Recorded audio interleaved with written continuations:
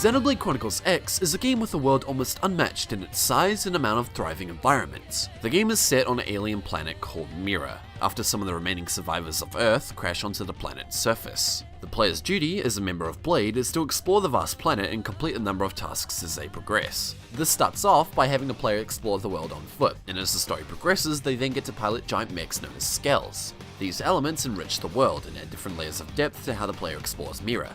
I'm PrimeHylian, and this is how Xenoblade Chronicles X creates and utilizes tools for exploration.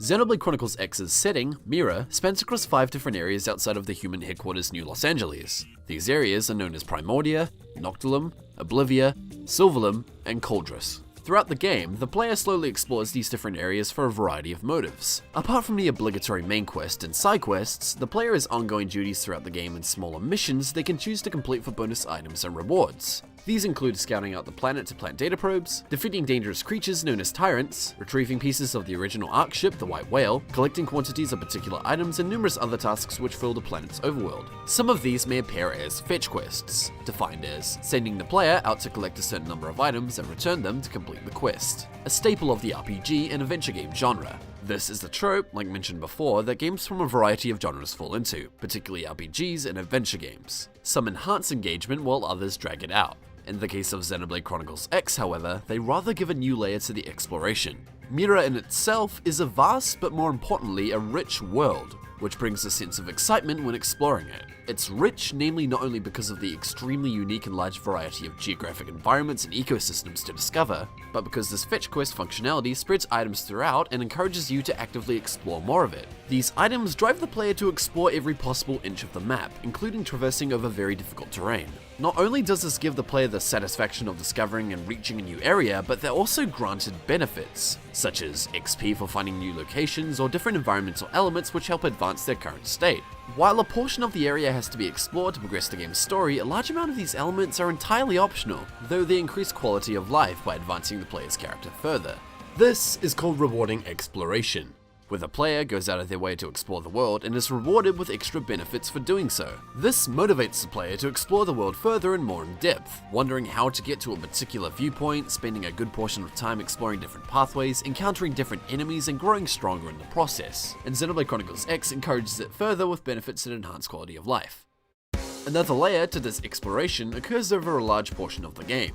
From the very beginning, the player, if they so wish, can get to any of the 5 main areas at any point. Some require different levels of stealth and evasion from enemies that are far stronger than they can handle, but they can get there nonetheless. However, the player is limited to how much of it they can explore.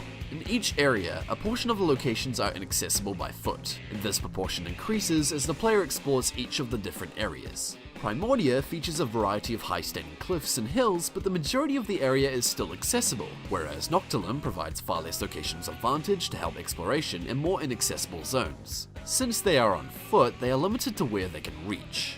This makes exploration and progression through the area more challenging, and utilizes the player's ability to navigate using their map management and memory of terrain. Certain geographical structures, locations where certain wildlife live, and points of interest become landmarks to the player, and tools they use when first exploring and backtracking through the environment. Difficulty and challenge in the exploration isn't just limited to geographical elements, as many high-level enemies are often found throughout the different areas. These are enemies the player simply cannot defeat until they are better equipped, so they have to develop new tactics when progressing through particular terrain which house these kinds of enemies. Different indigents and enemies also have different elements of perception. For example, some rely on sight while others rely on sound. Some are more social and will attack the player if they're in combat with other indigents, and some will only attack you in your skull. With these different habits in mind, the player will have to take into account how to bypass these creatures' perception in order to continue. And as they continue further into different terrain, the quantity of difficult enemies will increase, and with them bringing new challenges like camouflage. The player eventually is empowered with a new device to reach further inaccessible locations, which is a Skell, a highly advanced and weaponized mechanoid. Scales can travel to the more extreme locations and take on the larger, higher-level opponents. This brings new elements to the gameplay, changing up the player's approach to exploration entirely. They can take alternate and potentially easier routes to areas, and can combat particular foes they previously couldn't on foot. This completely empowers the player, as they're able to backtrack through the same environments but with a whole new approach. The obstacles that prevented or challenged their progression before can now be avoided entirely or challenged head-on at the player's discretion. However, unlike on foot, a scale has a limited amount of lives, called insurance. The player can only have their scale destroyed and repaired 3 times, without having to pay a very large fee or having to use a salvage ticket. This means for the majority of the game, the more powerful indigents and tyrants still act as an obstacle, or even more so than before. Defeat has far more consequence than just being set back some distance, which acts as a trait of benefits for empowerment, but at increased risk. Throughout the player's experience in Mira, their approach to exploration will change as they become more empowered and more equipped to deal with challenges the environment throws at them. They'll go from exploring different pathways on foot to eventually flying to any point in the map at their own will. This is how the exploration is kept engaging throughout the entirety of the game's playthrough. This is how Xenoblade Chronicles X creates tools for exploration.